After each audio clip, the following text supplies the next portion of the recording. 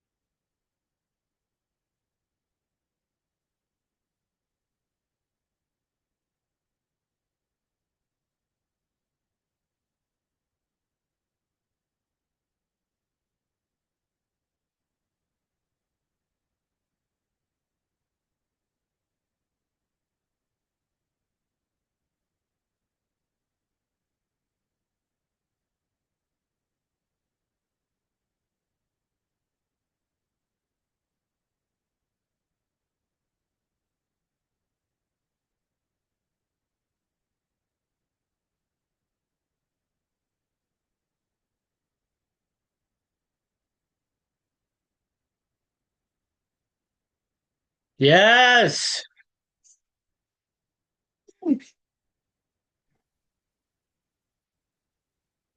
Got in this time. There you go.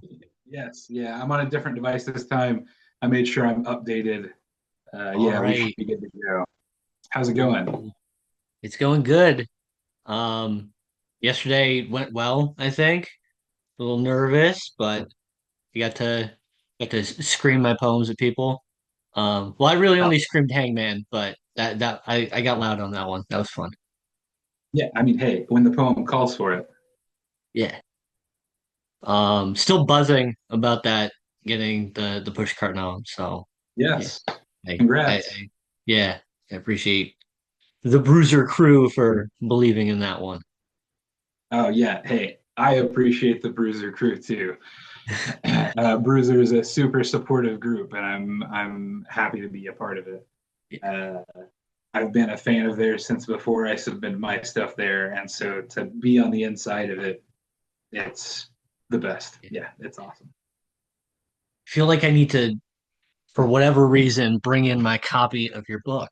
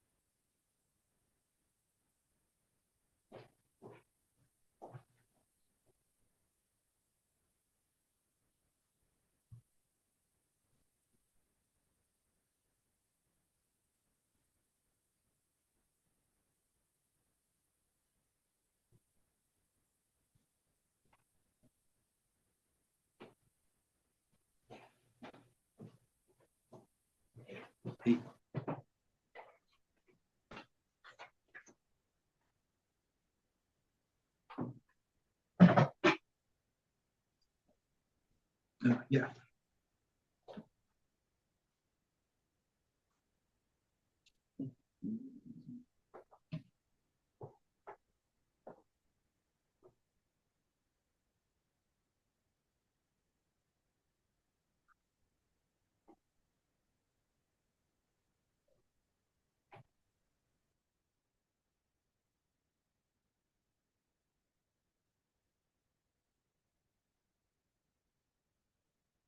Found it.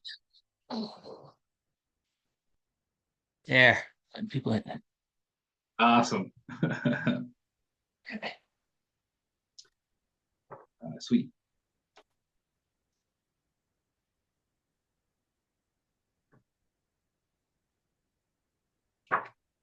So I can see them on the page. Yeah, thanks, man. I just got a whole batch of reprints. I'm trying to table again here pretty soon. Seeing what I can do with that. Uh, I was going to ask, is it cool if I plug some Bruiser stuff, the fundraiser, that sort of thing? If some Absolutely go for it. cool, right on. Hey, Nat.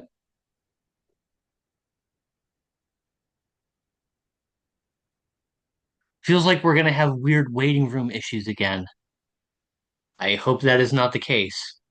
Yeah, It was I hope just you not. last time, and now it looks like Ian and maybe Wade are having some issues. Everybody can plug things.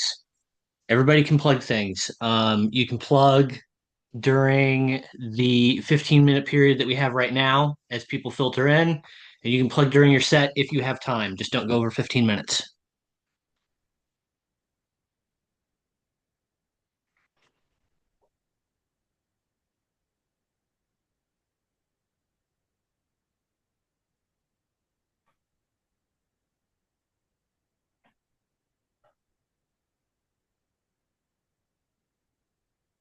Let me see if I'm getting any kind of hiccup messages.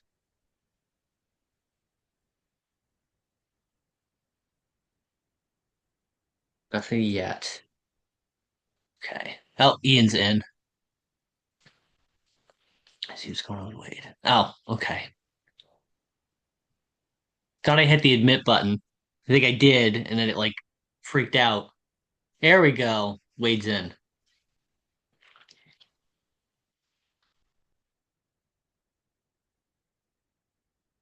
Hey, hey, hey. Huh. Stephanie. We need Wade because Wade's the music guy. Eventually I'm gonna learn how to do that and we'll do entrance themes for everybody. Like WWE themes. Yeah. I know, Josh, do you want some theme music? Wade, could you set up some theme music for Josh? Yeah, it'll play. I mean, what it is, I just have these big monitors. They're sitting in front of me, and my microphone, if I put it on Zoom for musicians, it'll pick it up. See, I You have know, it's workplace Zoom. I don't have Zoom for musicians. Maybe I need to get Zoom for well, musicians. it no, it is workplace Zoom, so it's just based free Zoom. If you go to your audio settings, you can look. It's called Original Sound for Musicians, and if you select that, and then when you go back to the meeting in the top right, you'll see to be able to option to turn it on or off. And essentially, if you turn it on, it will turn off noise suppression. So like if I like start clicking my hands together or Yeah. whatever, like moving stuff here, you can't hear it. Okay. Zoom's really good in their algorithm about that. Okay, yeah. So I've got background noise suppression to auto. Mm-hmm. Um, And then yeah, let me pull it up. Let's see. and then I've got Looks. low, medium, high. Do you not have You'd probably just set it to low, and then you'd probably be fine. do you have the audio profile that says original sound for musicians? Yes, I do. There we go. Yeah, Recommended for studio environments. So if you you got echo select cancellation, high leave that fidelity, and stereo. yeah, leave all that on. And then when you go back to the meeting and you look in the top right, you'll see the option to turn it on and off. And when you turn it on, it will turn all that stuff off automatically. Okay. We do that. And then you'll be able to Okay, hear so like if now you I've play got music. original sound for musicians off. And if I click on that, now it's on. Yeah, and that will turn off all the noise suppression. So if you were to play music over there right now, we would probably hear it. All right. Let's test it. Learning. Okay, Josh, you got a song? Oh, I don't have anything that's in mind. What do you got? Man, I got fucking Spotify here right now. I can pick basically whatever. Oh, I'll great. pick a Yeah. Yeah. If you got something handy, then go for it. If not, I'll see if I can pick something out. man, I'm gonna make a fucking like Wilson Phillips song, your theme song if you don't give me something. Then let's go with the instrumental of Simon Says by Pharaoh Monch. We'll go in with Oh, Samoa Joe okay. vibes. The instrumental.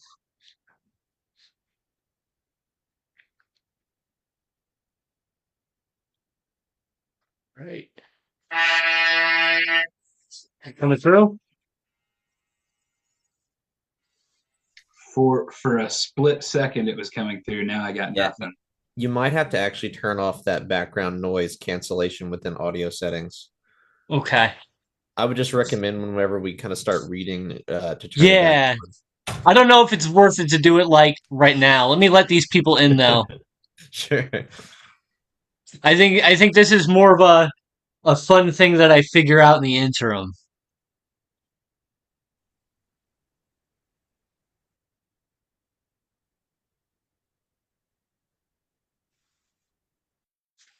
Hey, hey, people coming in. Thanks for joining us.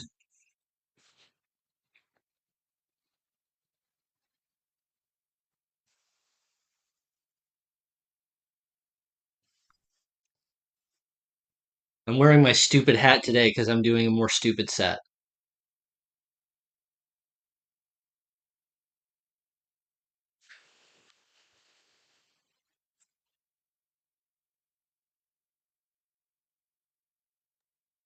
What does your hat say?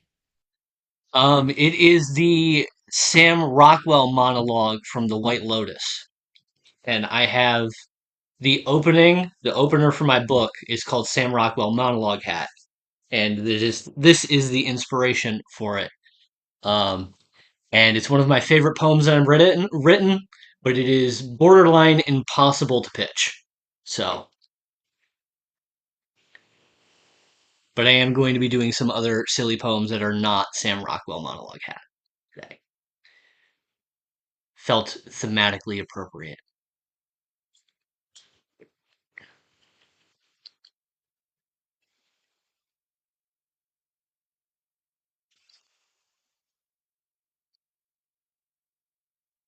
So yeah, we are just gonna be chilling for the next 5 to 10 minutes before we get started, in case we have any stragglers. And make sure all of our readers are in. Good. That is the most important part. Not that I don't appreciate the listeners, but I do need all the readers in. You guys can also turn your mics on at least up until um 7:15 if you want to just chat with each other or do whatever. You can chat in the chat log, obviously, whenever. If anybody So wants to tell a story, Wade likes his stories. I was thinking of stories today, man. I actually did quite a bit of writing today too, so All I right. had off from work, which was nice. I'll think of one here in a minute, or we could play share again. If you want to play share, go for it. We might have to do like a different song or something. Or what else would be great? I don't know. Anybody want to like listen to Britney Spears or something? Blackout. You play Give Me More. It was funny because I literally thought Britney Spears. I don't know why that the mind goes to that with Cher.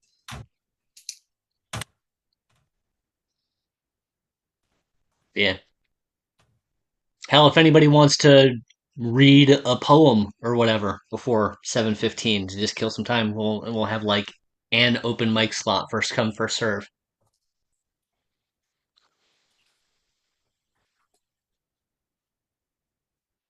I have dumb poems because I'm not really a poet.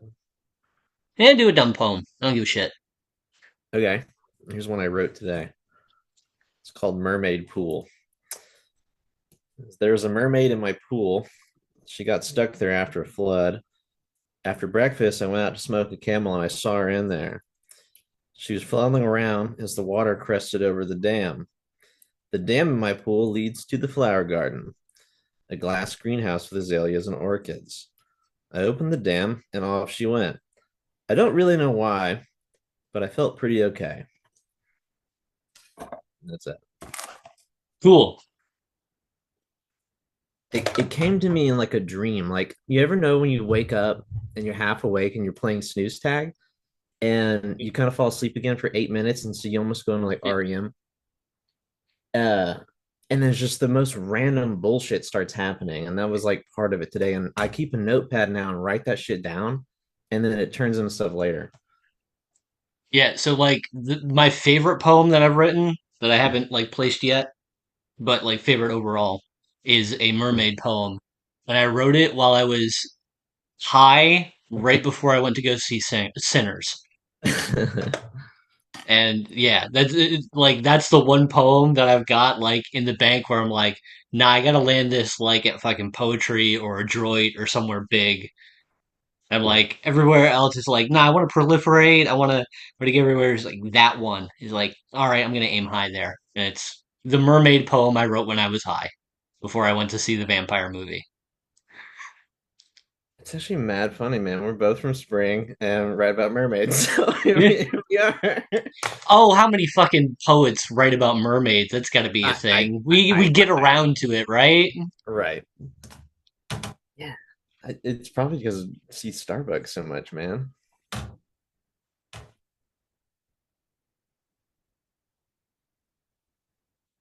Have the two of you ever been in the same room together? No, we Not have yet. not. Then you We could be the met. same person. Who could Yeah, say? yeah. We uh we met what on Twitter, right? Yeah, it was when I put Dingy up, you commented Yeah. on it, and then we Yeah, we hit I it off after that. You were like, "Oh, I grew up in Spring too," and it's like, "Oh shit," and yeah. So we've then been through the Maudlin House then. yes, the Texas Maudlin House guys. That's what we are. Something like that.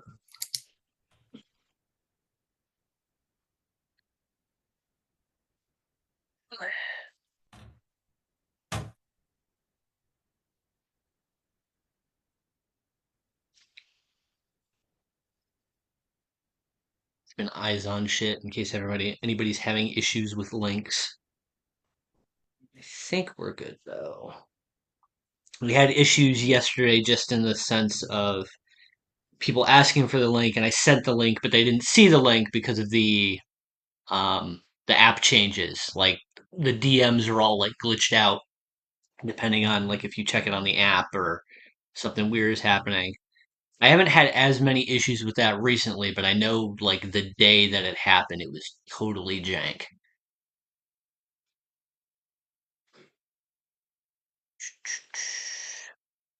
JL is here. Let's let JL.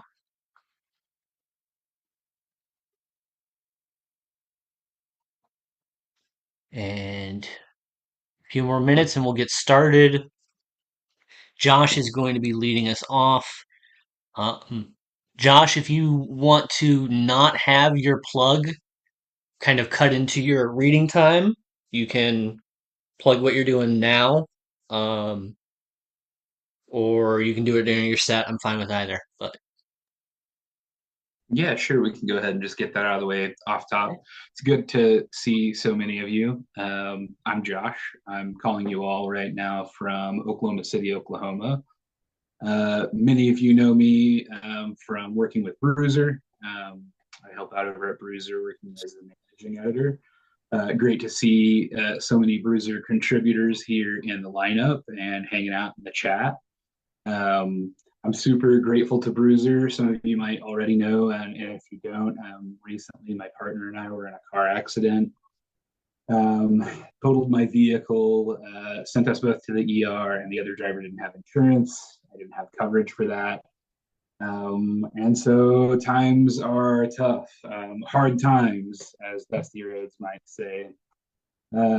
So Bruiser has been super awesome and put together a fundraiser.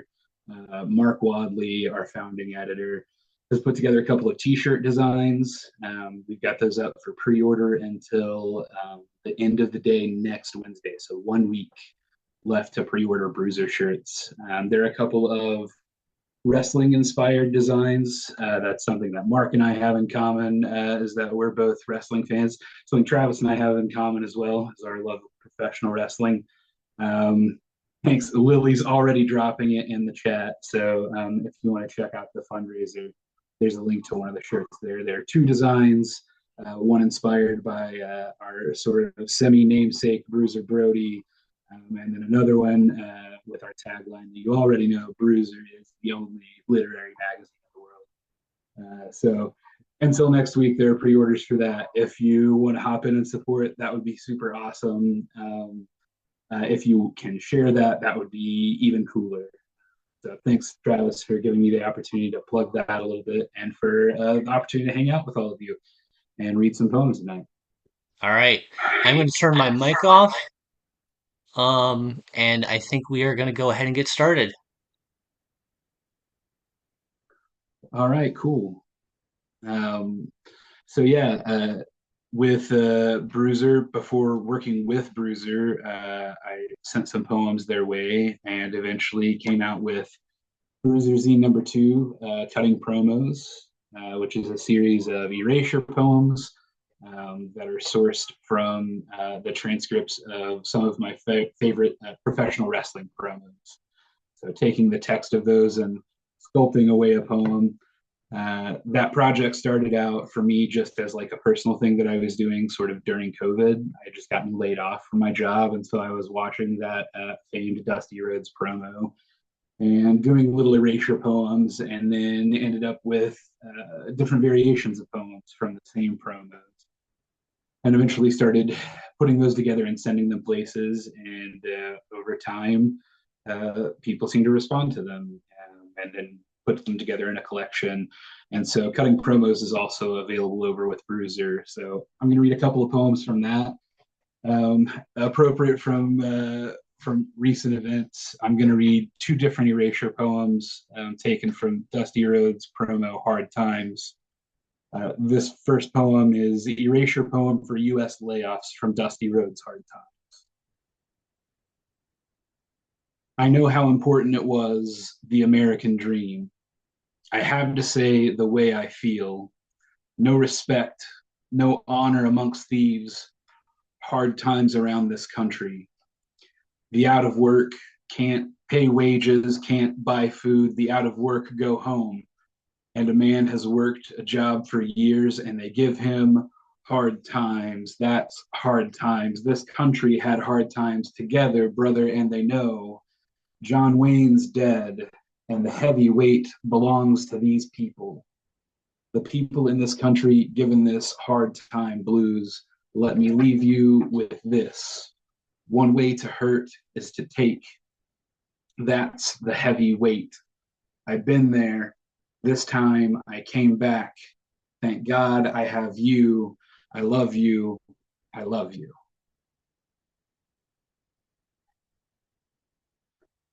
And the second poem is also taken from the same promo, but with a different focus. This poem is titled Erasure Poem for Abundance from Dusty Rhodes' Hard Times. I got a lot. Respect, honor, family, food, home, a computer, a brother, the right here, my body, the blues, the world, and you. Thank God I have you.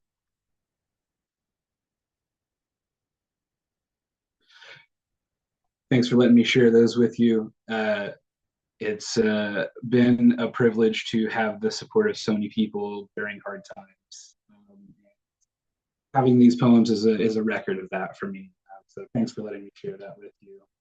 I want to share something different with you, something new that I wrote recently, don't have published anywhere. Anyone in the room fans of Tom Petty and the Heartbreakers? Okay, I'm not. So I'm sorry that I'm not one of you. But this poem is titled Heartbreakers. And if you're a fan, you'll get to hear some lyrics of one of your favorites.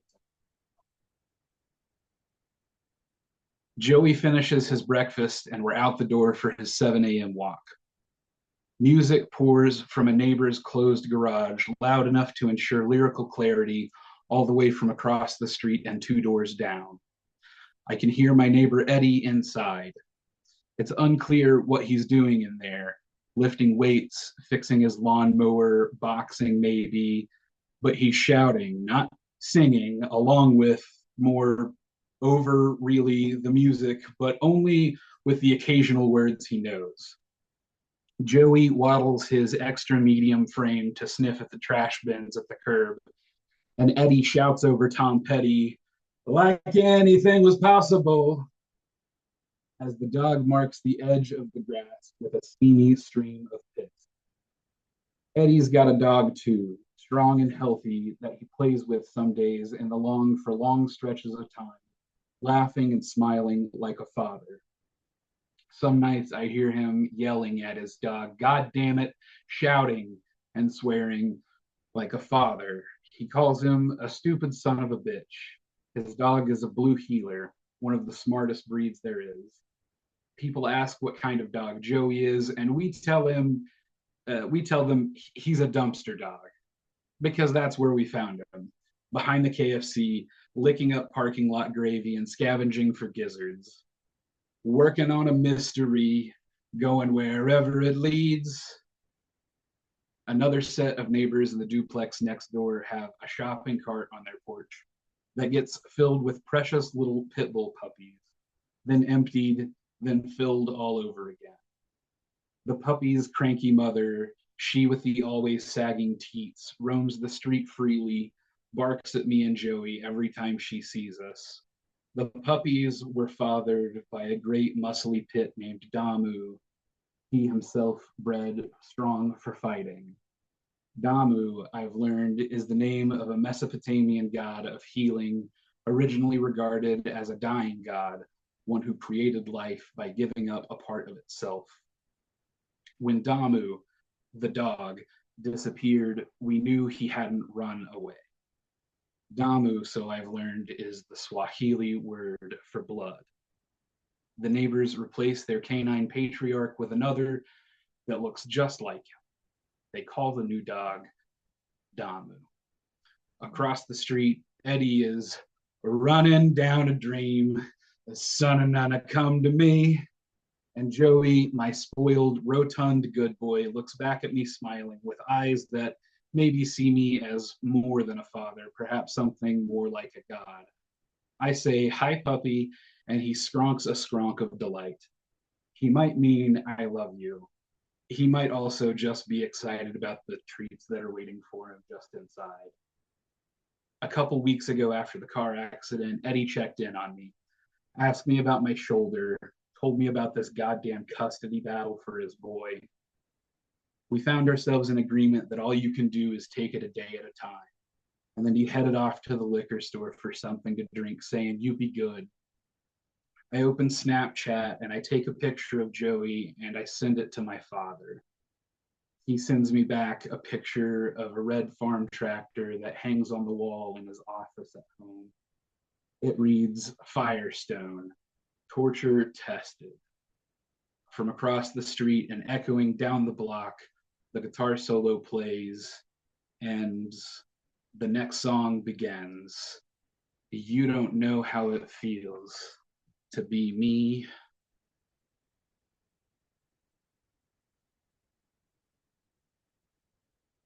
All right, thanks. I'm trying to keep an eye on the time here. Thank you for tolerating the terrible scream singing.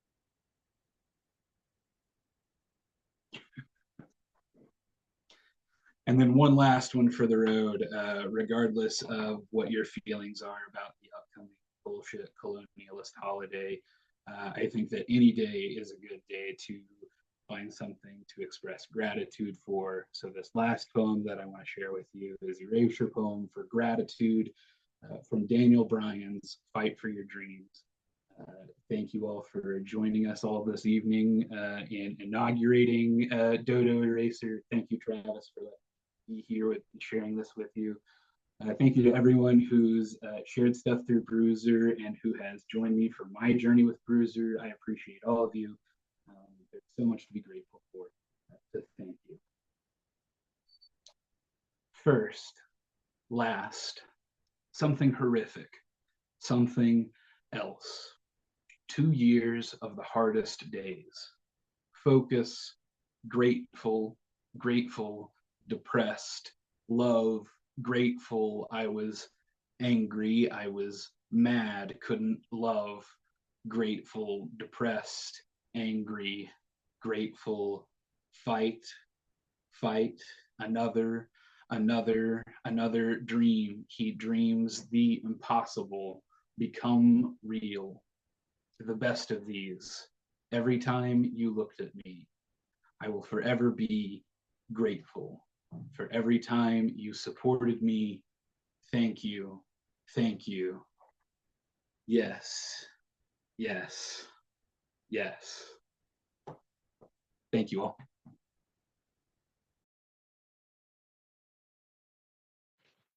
Thank you, Josh. That was awesome. Next up, we're gonna have Stephanie. So I'm gonna go ahead and mute my mic once more. Holy shit. Okay. Hey team. How's it going? Okay. That's hard to follow. A wonderful poem about being thankful and grateful for Thanksgiving. I was in our organizing group chat saying, all right, angsty Thanksgiving poetry incoming. Um, Unfortunately for all of you, I think I'm very stuck on the emotion of angst. So, first poem I have, I think might still be a draft, but I'm going to share it anyway. This is my angsty Thanksgiving poem called I See Failure, which takes the title from an Antarctigo Vespucci song. Uh, when I look to the night sky, I see layers of cotton padding to peel my fingers through in search of tabs of baby aspirin sitting spooled in tiny shapes, constellations stacked inside themselves, synchronized swimmers tightly woven out of water, reenacting frames of squash and pears on orange wood, coffee fresh, Uno one-sidedly tense, light mist of Pinot Grigio, your grandmother's favorite. But this was never her family. No beratements at her breakfast table. Nothing flasked for an evening class. Nothing nipped in parking garages. If my brother backstrokes into addiction, it falls onto my hands. A real Grecian urn all at once. I must consider what the vegetarian even eats for Thanksgiving but the bones of their own family. Downtown, the sky is thick and green, maroon in the suburbs, heavy navy in the backyard, unpunctured. I am scrabbling for constellations to pull apart, drag one star into another line, name it all myself, or at least give me an aspirin and stop asking why he won't come home. Yeah, I hate Thanksgiving. Sorry, team. And it's not even because I'm a vegetarian. That has nothing to do with it. Um, anyway, thank you. For my next few, I've been writing a lot about cars. Um, I wanted to start by trying to figure out why it is that car stuff makes me so emotional. Like, if I get a traffic violation, I am out for 3 days. I am on the couch crying. So I was like, all right, let's dig into this. What do we have? Um, and instead, I have a set of poems about how much I hate car society and driving. I hate driving. I'm sick of it. So, anyway, here are a few of those. This one was in Bruiser. Oh my God, crazy. This one's called The Prize. There's always a bank by a grocery store and a liquor store and cheap takeout if you're, or a diner if you're lucky, that the town is always named after. They all share one parking lot and hold beach volleyball tournaments every summer.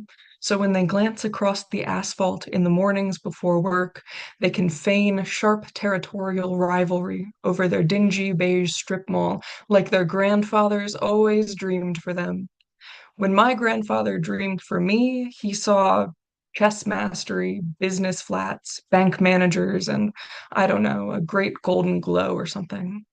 When the workers park their cars one early morning, they see, by the drive up to the ATM, a bony rail of deer swaying with the beat of passing traffic, matted body backlit by beige rising sun, somehow on its feet, though deeply bruised, one eye dropping from its socket,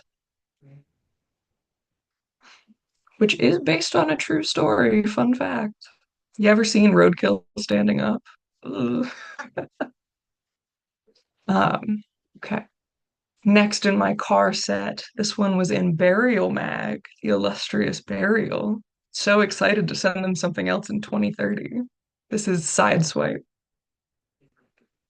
The car drives itself on some notches of Beltway, gliding unconscious between veins, light grip, split ends in the sun. The car dips left, a procession strings right, and okay, I guess I'll miss her too. I love that one. Okay. Next, this one's called maneuverability, which is something I live in Maryland. I'm outside of Baltimore, but I lived in Ohio for a cool decade. And so the maneuverability test is something that's on the driver's test in I agree. There will be cohorts of burial writers. There are cohorts of bruiser writers, and we're all here right now. Anyway, so the maneuverability test is something that's on the Ohio driver's test. It's similar to parallel parking. You go into cones, you pull out of cones, whatever. Um, Maneuverability.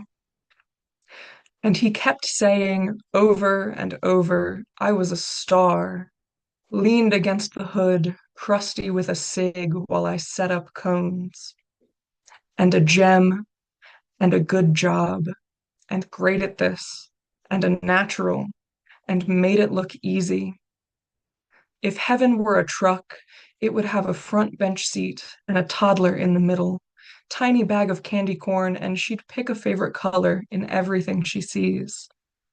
Or heaven is a mirage of a truck in rising sun, howling down the back roads, doubled over the limit, base busted on the wrong side of traffic, winning chicken.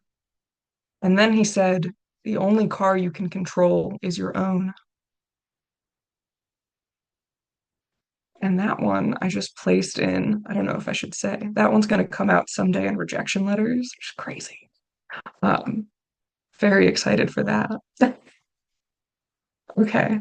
The last of my car set, I'm kind of tearing through these. I didn't plan, um, I don't know, what's my stand-up routine next? We'll figure it out. We're in it together.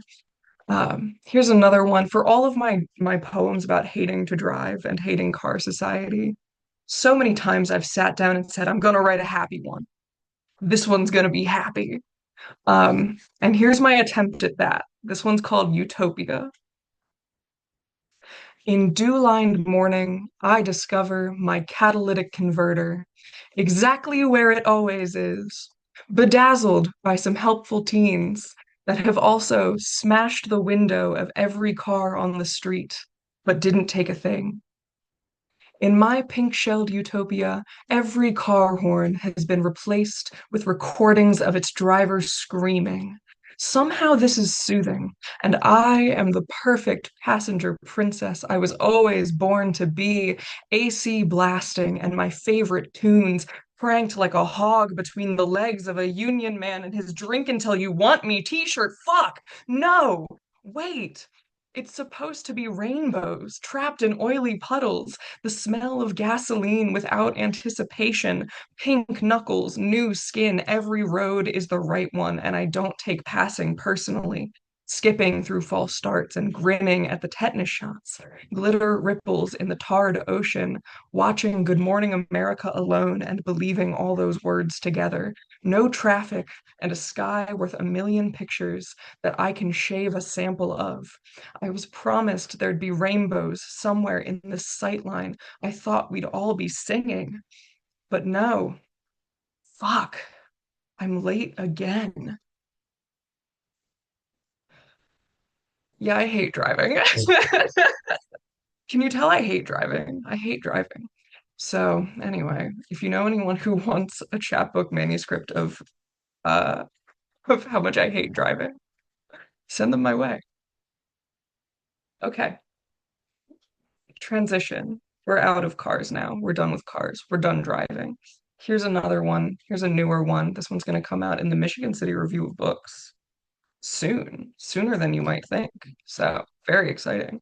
This one's called Like Swine.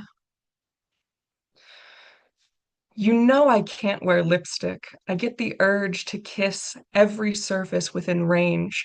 I am a one-man shooting gallery in a garden of clay pigeons. When I told you about my childhood of church defacements, you laughed, said it was just the basement coming loose from God, who didn't exist anyway, so it would be fine to wind up in hell together, or the emptiness around it. Except that isn't what you said, and I wasn't wearing lipstick, only watched a piece of water darken up the sky, and I said we should find mud wrestling photo albums from 2007 to spend the night decoding faces streaked with dirt and guess if they're still flailing.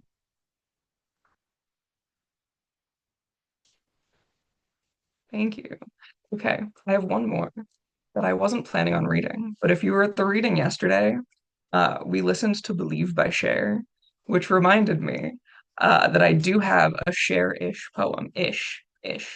Um, when I was 18, this also has nothing to do with the poem. When I was 18, I listened to nothing but Believe by Cher for 2 weeks straight. I tried to listen to something else. It didn't work. So I just listened to Believe by Cher for 2 weeks straight. It was my Tinder anthem. Found me my first girlfriend, I did. So, Believe by Cher, it works for everyone. Uh, this is just a love poem, but I gotta bring the house back up somehow. So, this is my last one.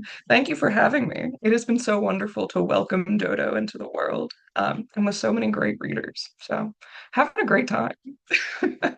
This is my last one, and this is a reading from the Book of Cher. Something like your fingertips skating atlas, and my spine takes a breath. Ghost lungs, tucked between vertebrae, sigh, soft chords, dominant seventh, unresolved blood pulled towards you, rooms away, splinter through doors. I will not know you in my next lifetime. I didn't know you in my last. Still, our timing is divine. You've crashed soundly through my rooftop at an early dawn. Tell me you thought they didn't make people like me anymore. I'll tell you I couldn't have written you if I tried. Tell me you'll give me your canine teeth when you die, and I can swear I'll warm my palms to your skin long enough to make sure that never happens. Yay. All right, that's it. Thanks, y'all.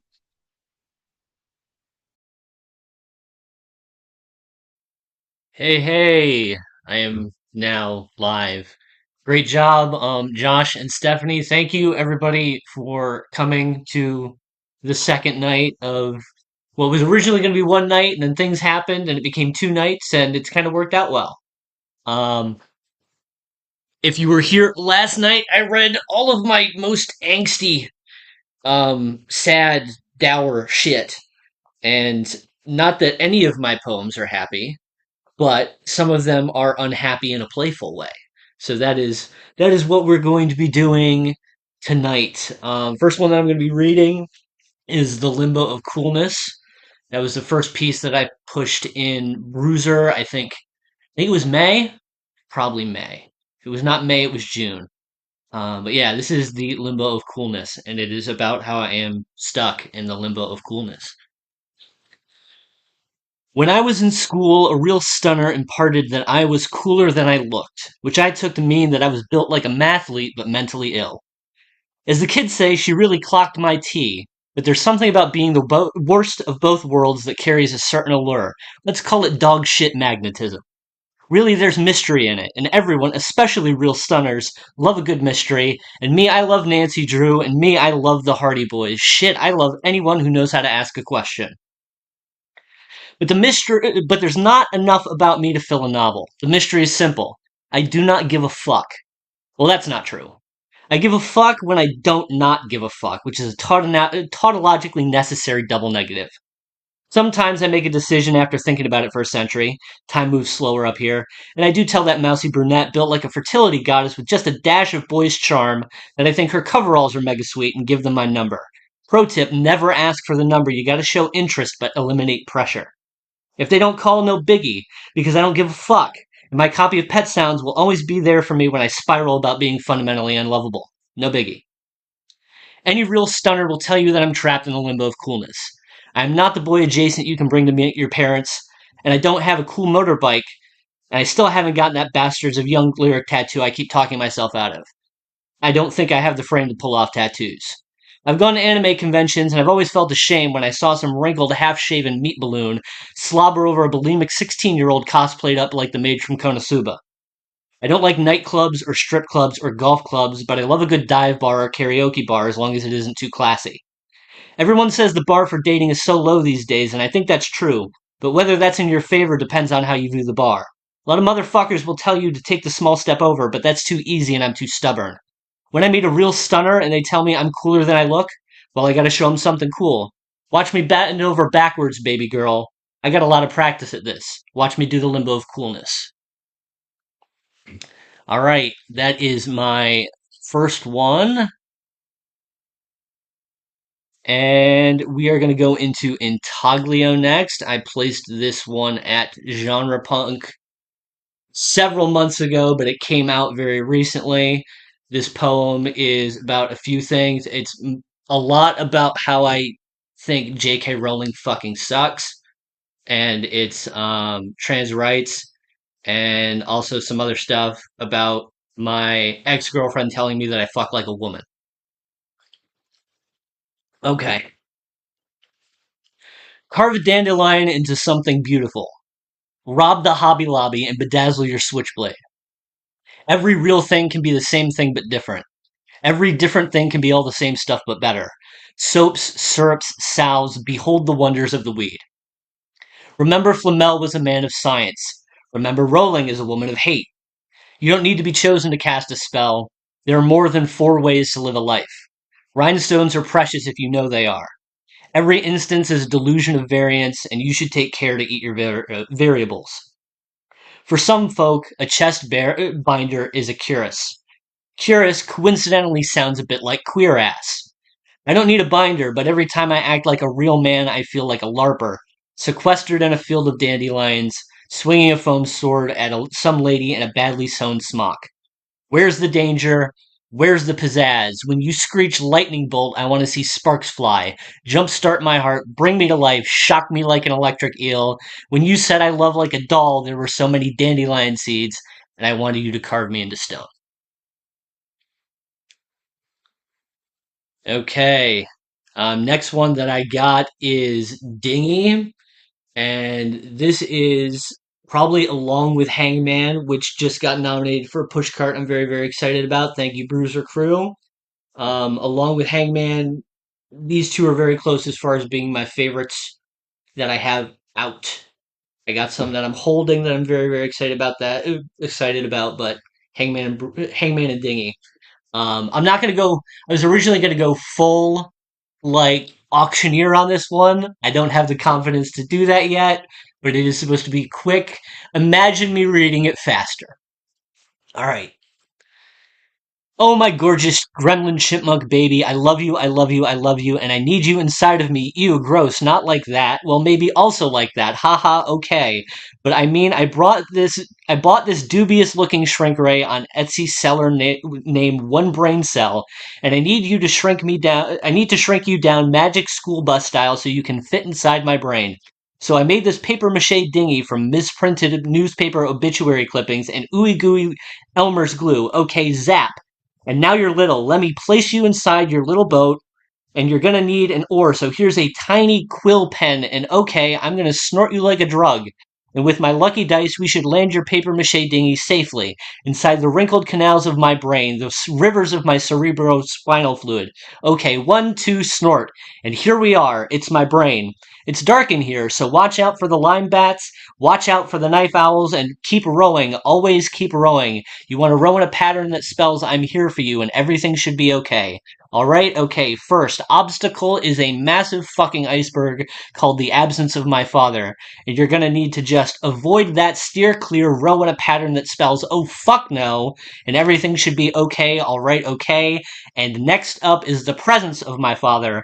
And this one is small, very sparse, very manageable. You can just sail right over that like a speed bump. It will try to talk to you about Eric Clapton and the Buffalo Bills, but it's not a big deal. Just ignore it. Okay, good. Now, here's where things get tricky. This is a lot of small stuff, but there are so many offhanded remarks and acts of pity and tiny betrayals that have coagulated in here. So your boat is going to take some damage, but just row in a pattern that spells you're overthinking it, and everything should be okay. All right? Okay, we're here.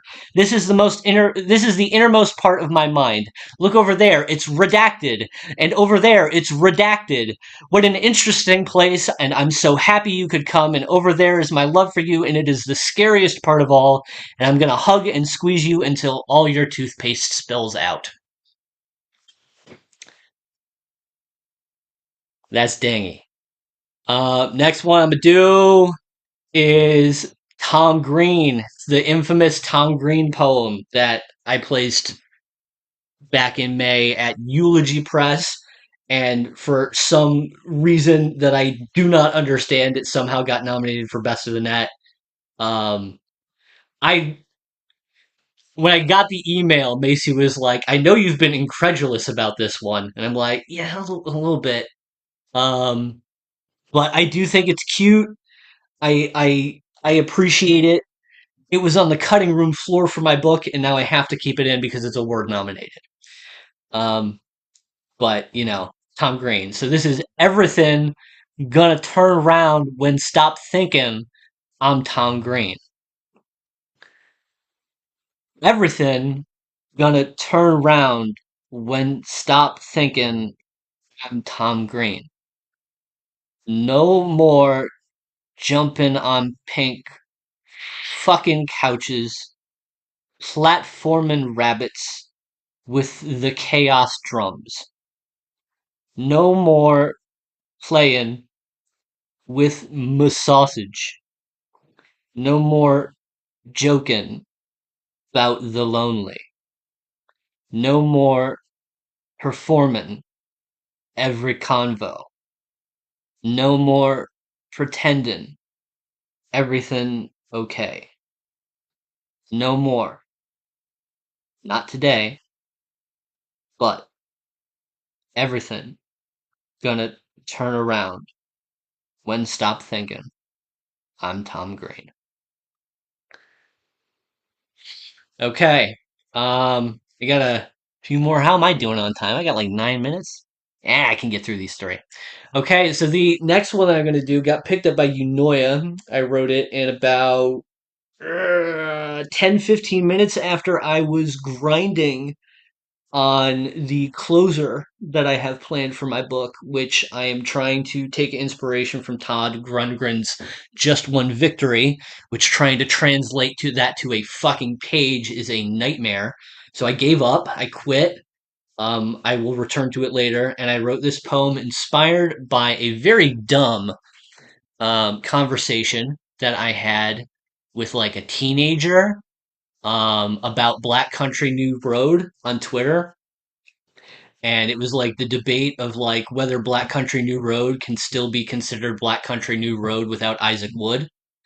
And my position was basically like, not really. You can call it the same thing, but it's not the same thing.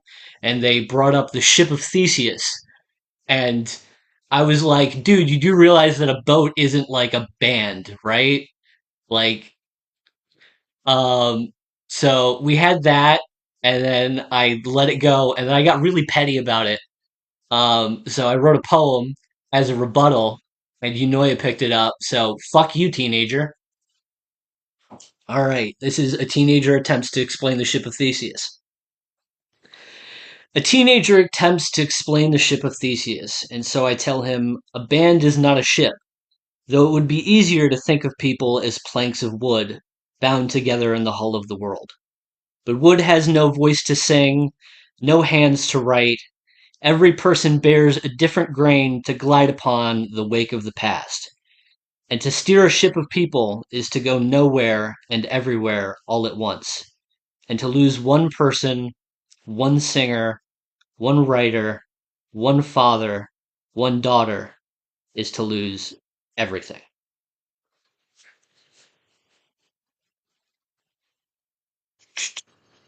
Okay, I got two more. Um, this one I have not really sent out many places. I sent this one to rejection letters today. Maybe they'll like it. Maybe they'll fucking hate it. Who knows? This one's called Dog and Me, and it is basically a stand-up monologue, but it's also like a body horror poem. Um, yeah, okay. I got that dog in me, not colloquially, but consequently due to the surgeons from Dogman trying to rehome a wounded puppy. The dog in me is domesticated but not housebroken, and he tumbles inside of me. He claws at my lungs, he pisses on my kidneys, he tips over my heart and breaks it, then pants wide-eyed as an asthmatic toddler. The dog in me thinks that every billionaire is a mailman, and every mailman is a porn star, and every porn star is a wrestler with sexy wet dog hair and a penchant for jumping on command. The dog in me wants to go to the trampoline park with all of the billionaires and instigate a terrible, horrible, just awful trampoline park incident. Pretty soon, the dog in me will jump higher than Airbud, bite more folk than Cujo, and then die more tired than Old Yeller. But my dog will never be in movies. My dog will remain nameless. Whenever I want to boil my orange mango sparkling water and turn it into a delectable soup broth, that's the dog in me licking the wax from my ear like peanut butter and telling me to take him for a walk. Literally telling me, like the creepy talking Airbud from the Air Buddies spinoff. When I take the dog in me for a walk, he wants to hump the dog in you. But he is on the 1,000,000 foot leash, and I don't need to neuter the dog in me, because Palantir just passed by on a Razor scooter. The dog in me wears a collar. It's engraved 666. The editor doesn't believe inconsistent numerals belong in poems. Well, I don't believe dogs believe in men, so tough shit, I guess. Billy Corgan said, "The killer in me is the killer in you." And not to paraphrase a libertarian, but I'm saying the dog in me is the dog in you. If we got those dogs in us, our ancestors had wolves in them. And man, I'm not here to tell you which is better, man. I'm just saying there's something forced about a popcorn ceiling. But Google says the dog in me can eat popcorn in small doses, so we'll probably get out eventually.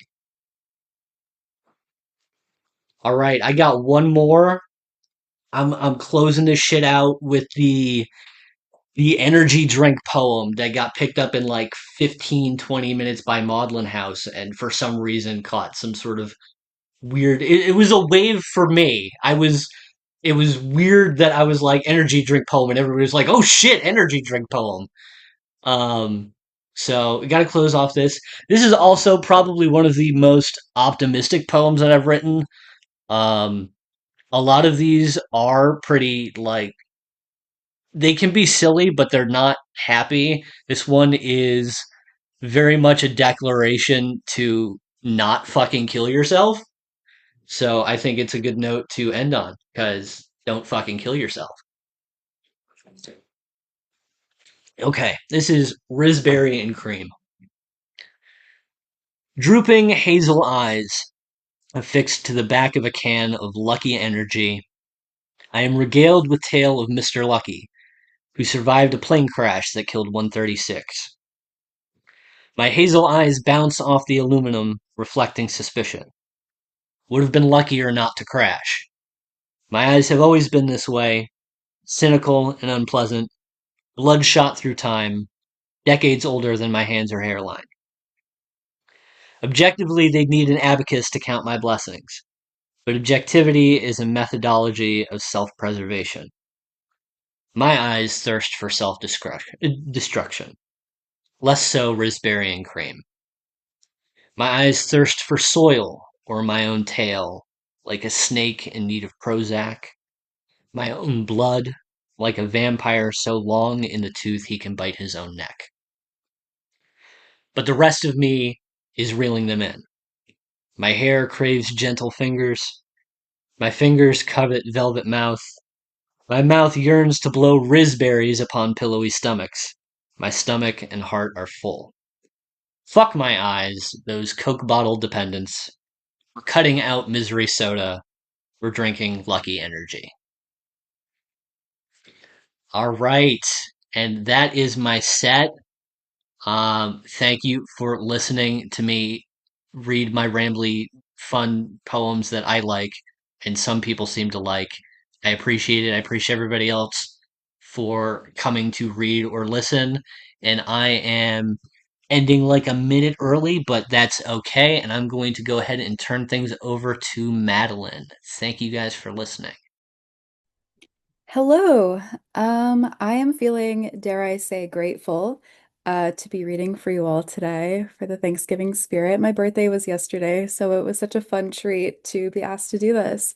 Um, I have kind of a thematic thread through, you can say, for the poems I'm going to read. The first one and like the middle ones are pretty different, but I tend to write a lot about relationships. So you're going to hear about a really shitty relationship I was in earlier this year, pretty horrible, and then one that I'm in much better now. So you'll kind of get a whole everything.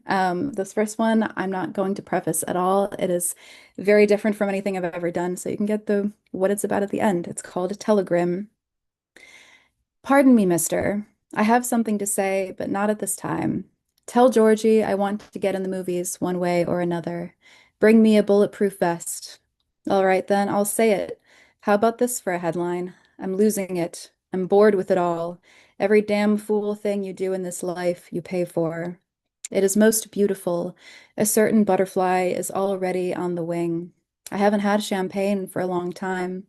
I hope I haven't bored you. Drink to me, drink to my health. You know I can't drink anymore. A party. Let's have a party. Everyone dances with the Grim Reaper. Where is my clock? This dying is boring. You are no fun. Go on, get out. Either the wallpaper goes or I do. I must go in, for the fog is rising. I know you've come to kill me. Shoot. Friends applaud. The comedy is over. Stopped. Oh wow. Oh wow. Oh wow. Go away. I'm all right. Tell them I've had a wonderful life. Turn up the radio and I'll go quietly, happy. I don't think they even heard me. Surprise me. Whatever you would like me to have. Give me my glasses. There's nothing more to say. Good night, my kitten. Goodbye, kid. Hurry back. And that was written all with the last words and phrases of many famous and infamous figures. So that's a fun found poem. This next one is called Warm Like Winter. Tell me about love and how it really means mercy. Tell me what we've learned. Don't push down on my worn ribs when I place your hand where it hurts. Don't tell me it hurts you too without touch. Don't bend me, don't crack me, don't break me, I beg you. Tell me you'll never tire of me. I want to lay myself down in your mind forever. I am lying at your feet like a dog. I am but a miracle, and miracles don't melt. You called me a piece of heaven, little angel. Don't pull me down from there. Come with me. Tell me what you know of my name, of my body. Finger traced ribs, traced shoulder blades, traced terrified. I trembled under your touch, and you didn't even flinch. No flight. Clipped wings, blurred sight by the warm blizzard on the night I last saw you. How many more nights? Tell me all of the most beautiful things so many more times. Beautiful woman, you say, minimizing me into a brutal category. You're so sad. so pretty, so empty. Bring me back like the dried winter fig tree. Drag me back to the beginning. I went there but couldn't find you. Don't let the doves go. I'm grasping for straws. You remember everything. I rely on all this memory. I'm living in it all the time. Your words slipping through my fingers like snow, clicking my heels at the edge of your door frame, sighing, there's no place like home. There's no place like home. There's no place like home. This next one is similarly, thematically, is called Bee Collector, and I wrote it after Matthew Zapruder. He has a very specific way he would write a lot of his poems in short little lines and columns, and I liked that a lot. So hopefully you can hear that in the reading of it. But here we go. You're making me crazy, he said, squeezing the neck of our future. And I thought how righteous to blame the woman who collected memories like sea shells sharp and unforgiving. I'm glad it's gone now. Isn't it strange how skies can be clear, then a tornado warning in Chicago the next day, but it feels quiet and slow. And I said to him one day on a drive that one day I want to be a bee collector since honey is sweet and bees are kind too.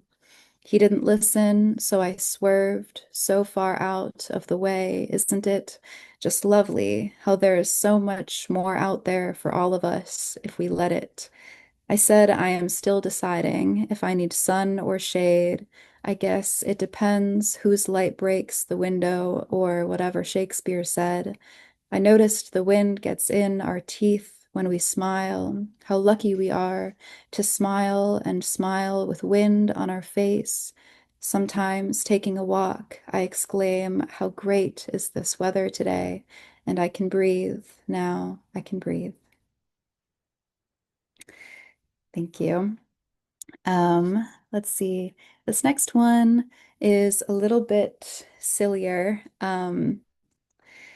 Nothing really more to say about it, but that a lot of these, like, I'm reading you guys a lot of new stuff I have yet to publish, and I have just a whole bunch of different things happening. So I'm really hoping someone takes my weird little poem. It's been denied 3 different places already, but I don't know. Maybe someone can tell me after this if it's just terrible and needs entire reworking. I don't know. But it's called Interpretation of Dreams.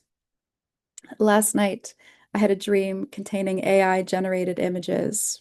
Justin Bieber gave me a tattoo of the letter U under the heart on my little toe.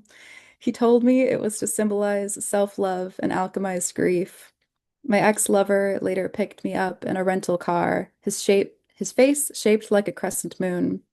I recognized the street as my street, the world as my world. The past keeps coming back to haunt me, but I'm imagining the future when I wake. In every dream, I whisk away the silverfish from the porches of those I love. Couldn't even get the words out right. Okay, this next one, last kind of sad one of the bunch, and then I've got some happier ones. This one actually was published. I'm from Chicago, and there's a fun little kind of like alt punk writing collective called Raging Possum Press. They're super cool. Um, but this is one of mine that they picked up. It's called Neptune and Pisces.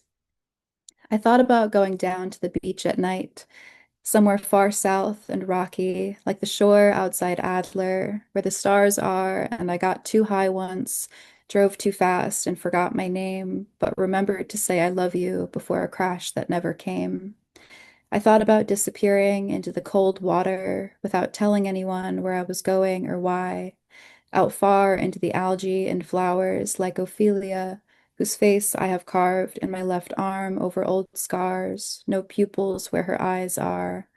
I don't think these things on purpose, though I think often it comes as I forget my place in people's lives. In the lake, I can belong to nothing but the sky. If someone could tell me where I belong, lest it be on their mind. So there's those. And then the last two I have are much happier. I never really wrote happy, sort of lovey-dovey poetry until finally, for the first time in my life, getting in a good relationship a couple months ago. And I went to go visit him in Dublin last month, and these are two poems that I wrote about that because he lives all the way in Ireland.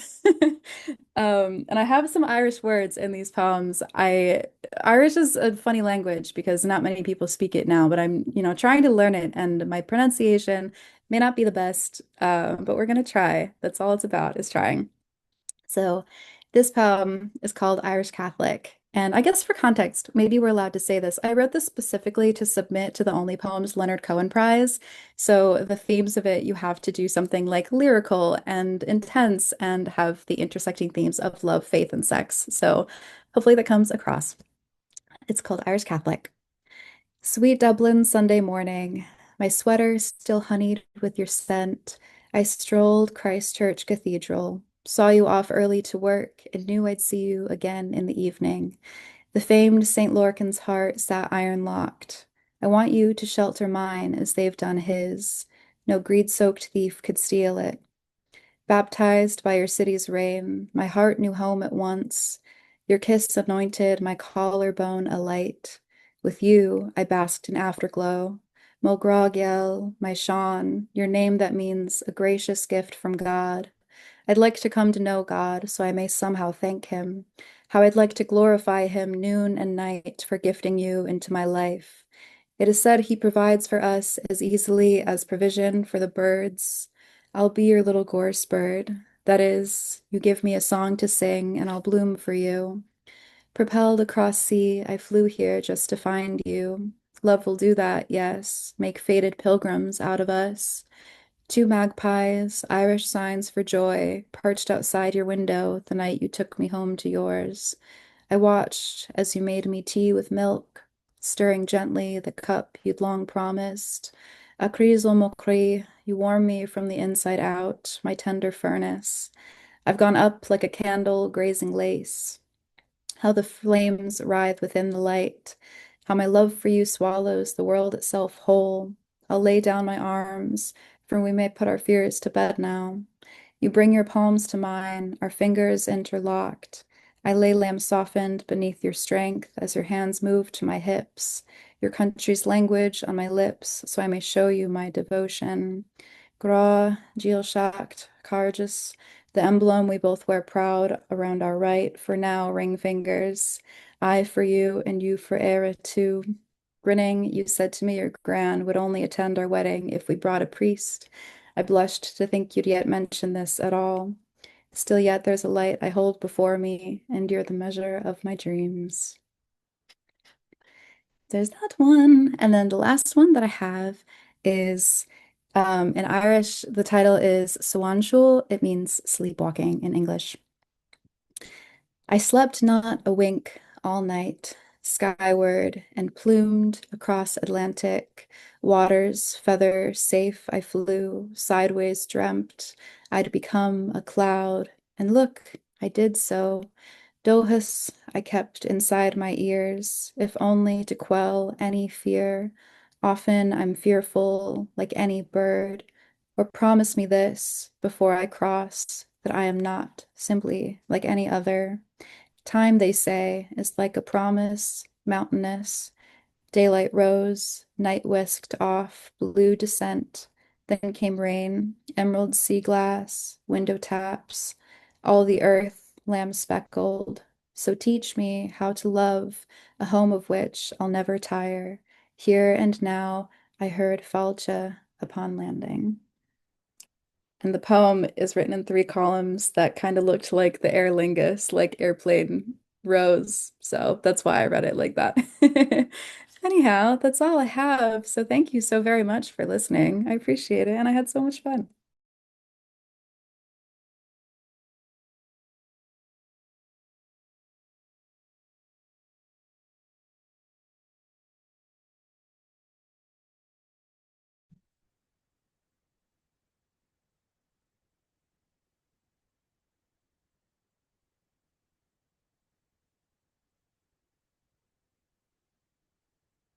Should I just take it away?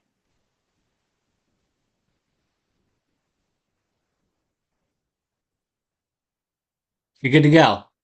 Okay, cool. Sorry. I Yeah. did not know. Yeah, I did not know that I was good to just take it away. Sorry about that. Yeah. Hey, and No. thanks for having me. Yeah, Okay. I'm gonna awesome. mute myself now. Cool, sweet. So yeah, poem as instructions for survival is the first poem I'm gonna read.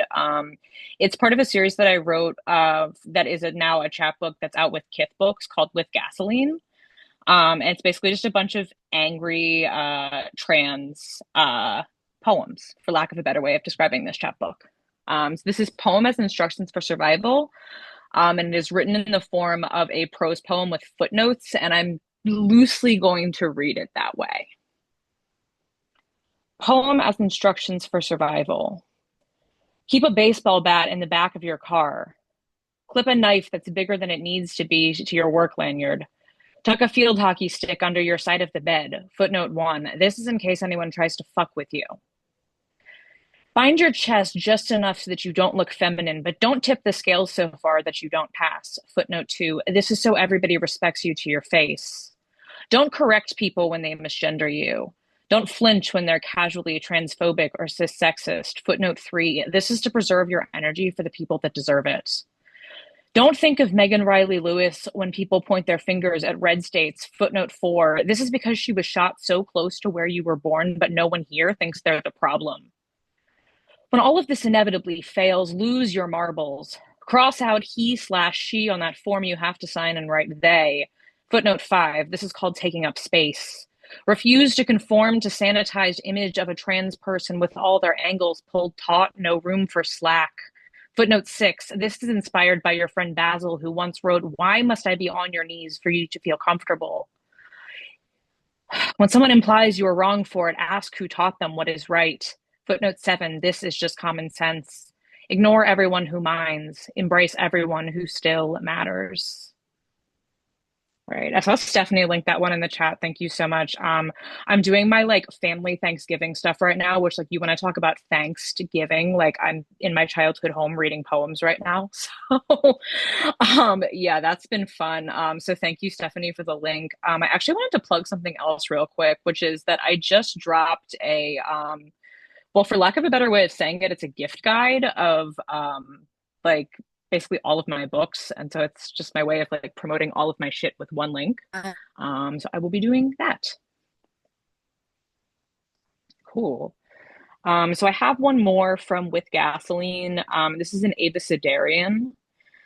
This was not published before it made it into the book, but I did want to say that the last one was previously published in McNeese Review's Boudin, which is like a monthly themed online version of the McNeese Review. Right. This is Poem in Which I Die Mad. Autopsies cannot rule a cause of death as brimstone, but I've always kind of wanted to set a world record. Carry enough anger in my gut on an average day to ensure my demise will be born of fury. The ones who get it, get it. We have been held down by a loud minority itching to take us out just because we have the audacity to question power structures, kindle something in the shape of our own genders. Like fire ants, I take unkindly to threats against my community. I will never rest in pursuit of better futures. Some things I may be naive to think are possible, but nothing is possible if we all stay quiet. If you have not accessed your rage, are you even paying attention? Something is happening, and it grows more terrifying by the minute. My anger courses veins, staving off undue stress with adrenaline. The votes are in, overwhelmingly against freedom of choice unless white and rich and cis and male, in favor of X markers stripped from passports overnight, yapping about only two federally recognized genders, zealots of liberty, count your days. We are not going away.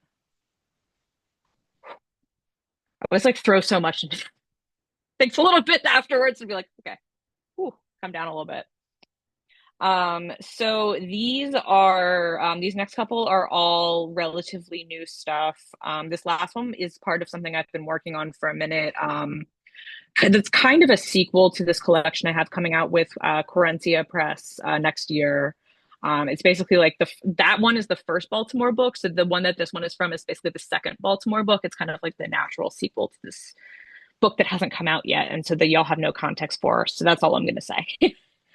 This is The Wraith of Remington, and it's just appeared in Bruiser recently. Manhattan, Amaro, whiskey, second Manhattan. Dark draft with framboise, finish doubtful. No matter if bar top is copper pipes or wood or poured concrete. Rest elbows. Drink again. Stay for 6 hours of brunch, then fall asleep at Korean barbecue, slumped against wooden booth in the presence of bulgogi and these witnesses. Fall asleep again in bathtub too shallow to pose a threat. Water warping frigid the longer the doze. Even a body loses heat over time. Drive, regret it in hindsight. Bong while bathing, beer in bed. Uber to Parkville sometimes, only for attention. Leave in the middle of the night to return home, put the out in blackout. Wake up at noon, spend money, nap until almost late for work, rinse with Red Bull, repeat. Right. So these next few are from a like little guy, like a 10 poem collection that I just dropped with Whittle Micropress. Their whole thing is they do like digital micro chapbooks, which is really awesome. Stephanie has all of my links ready, which is so awesome. Thank you so much. I had none of these ready because I'm on mobile, and the only one I had ready to like hit copy paste on was the gift guide. So thank you, Stephanie. This and the next one are from my collection with Whittle, which is called April Buttersoft. And I did want to talk a little bit about how I wrote that for a second, because I did this challenge that Ander Monson, who is the editor of Diagram and is just like super rad, wrote this book I really like called Other Electricities, among many other like really awesome books. He created this challenge in honor of Arlie Sheehan that was basically like, you start something short every day in April. It's called the Arlie 30. And I did that this April. And I was like kind of bouncing back and forth between prose and poetry, but like most of the poem has made it into this manuscript. So this is Purgatory, or else Mist, or else Cobwebs. I often think I am beyond the veil already, clutching in perpetuity for something. Lately, life, or at least aspiration toward afterlife. My ego has died at least 5 times, and here I respawn, heaven's cast out cockroach, pixelating apart like an enemy struck by shotgun or arrow.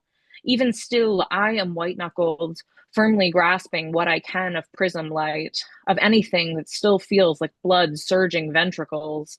My heart is a muscle the size of the dead rat on my block this morning. My hand squeezes like it will bring the warmth back home. Right. The next one from April. I've been doing this thing lately where the title is like part of the poem, so I'm actually not going to tell you what this one's called, but it's the last poem in the collection. Listen, there are days my goosebumps are actually welcome, where instead of curling body inward at the first sign of cold, I stand with my face to the wind and feel my leg hairs strafe in the April breeze. The dogwood flowers are timid, only just starting to unfurl. I swear this all used to happen earlier. To be earthly is the sharp inhale before the dive. Right. Moving into some other kind of stuff. Some of this is actually like weirdly a little bit older, but like not older in the sense that the book has already come out. I just like I'm actually like I'm sitting on a lot of stuff right now, which has been really fun and funny. I have a bunch of books coming out next year that I'm really excited to plug, and this is one of them.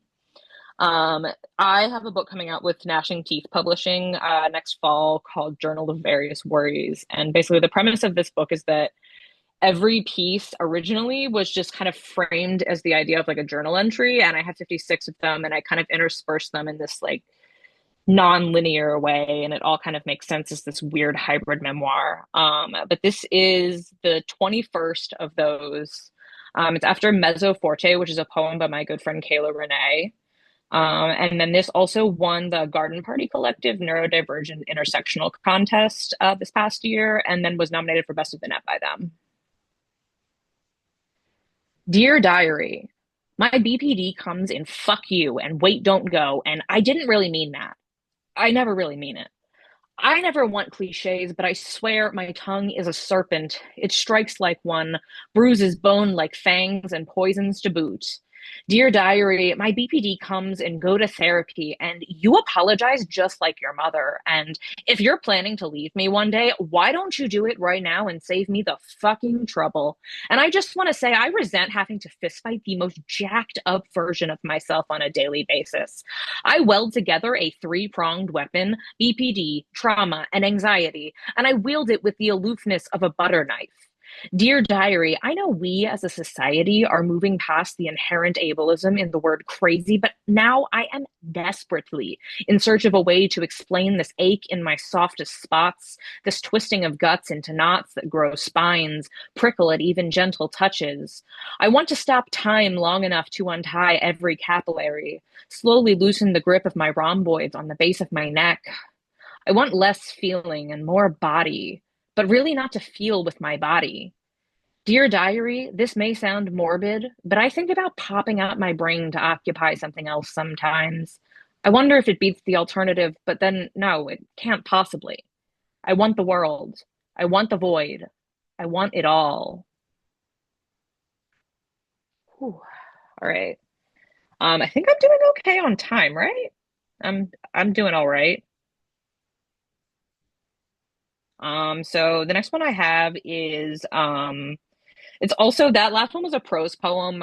All of those guys are prose poems. It's kind of just like one linked collection of prose poems. And there will definitely be more information about that when it is available for pre-order, which is hopefully going to be soon, actually.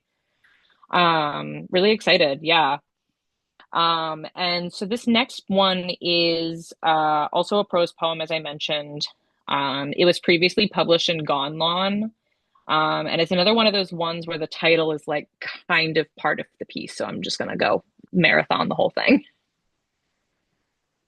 My weapon of choice is a stop sign.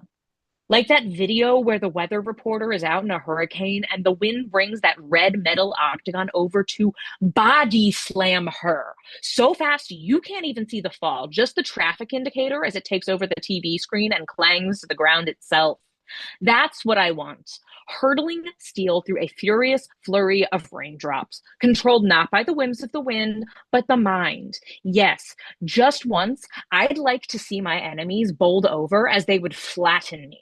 I have never been a beacon of forgiveness. I want the streets to turn like animals at my beck and call, releasing their signs to the rapidly escalating northeast breeze. It would feel sweet. It would feel fitting to bend an element, like Avatar. Except that simile ends here for the kid who grew up under a rock and couldn't tell you a single thing about Avatar, other than yip yip, because damn, who doesn't love Appa? I digress. Give me uncontrollable gales and squalls which whip at my ankles. Give me flailing street signs and a hurried breeze.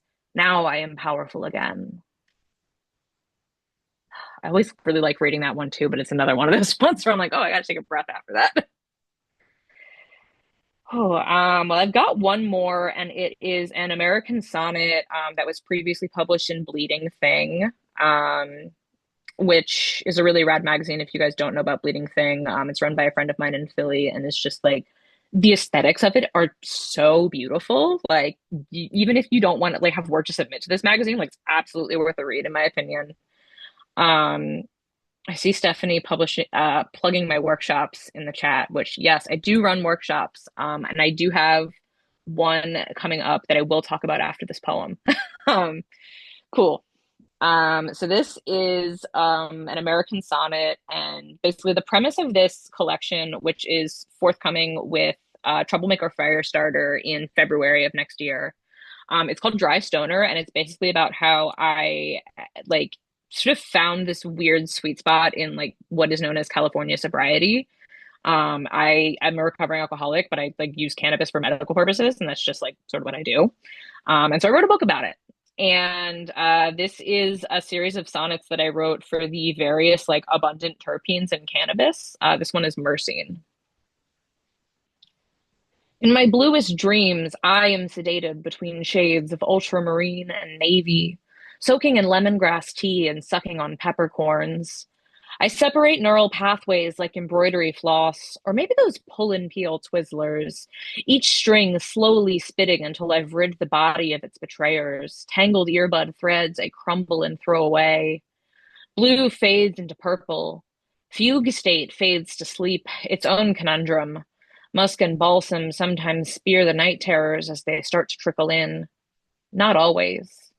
But when the terpenes tumble through fever dreams, as they do more than I'd care to admit, they form a flock, a million grains of sand which smooth the edges of everything they touch. Now, softness. Thank you guys. Awesome. It was really awesome to listen to y'all read and also like be here doing this. Thank you, Travis. Thank you, everybody else who read. And I'm going to give the workshop info, which is literally just if you go to myname.com, which is natraum.com/workshops. All the information should be there. I need to make sure that I have the 2 most recent ones on there, but I think I do. The one I really want to plug is the randomizer, which is a fun way to write weird poetry in various forms. So highly recommend if you are interested in doing that. And thank you so much. All right, I think that is about it for tonight. Thank you, everybody, for coming to either read or listen. Well, for the readers, both. This is the second kind of part of our alpha stage with Dodo Eraser. I think it's going pretty smoothly. I hope everybody had a good time. Um, and we're going to be doing some stuff next month with fiction and creative nonfiction. And then we've got quite a bit going on in January. Without giving the entire plan away, Dodo Eraser is not just going to be readings. There's going to be other stuff that we're doing. So thank you, everybody who came. And yeah, thanks. I don't know how to end these things cool. Yeah. Play share. Play share. Play share. Play share. Play share. Play share for real. See, right. I'll play share. But Yeah, you play share. I'm gonna fuck it up. I'll play share, but I just wanted to say that everybody did a great job, man, and these are really fun, Travis. So props. Thank you.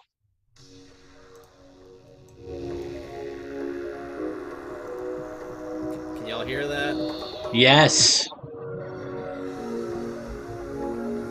Alright, bet, because it's gonna get loud as fuck for me over here. Share chopped and screwed. Yeah, that's what you start doing.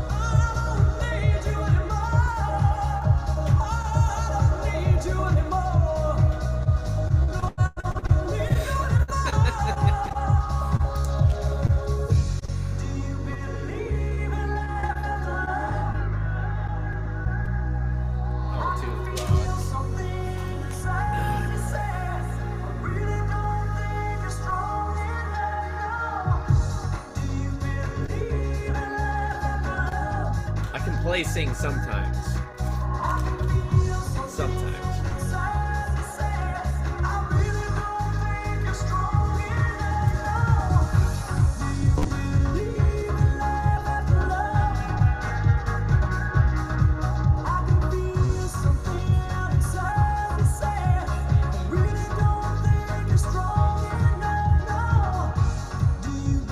For real? Travis, are you coming to Baltimore?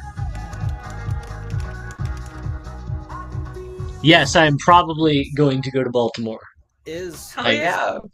is Baltimore north of Pennsylvania or no? South. Oh, okay. Well, I've been farther north than Baltimore then, so there's There that. you go. I Yeah, know yeah, I know Maryland. nothing of that area, so Maryland was the northernmost part south of the Mason-Dixon line. Or okay. south of So it. Yeah.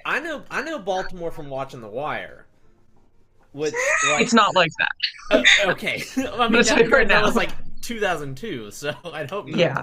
Yeah, no, that's I haven't watched The Wire yet. well, I have Oh, Baltimore is have just The watched it. Wire forever.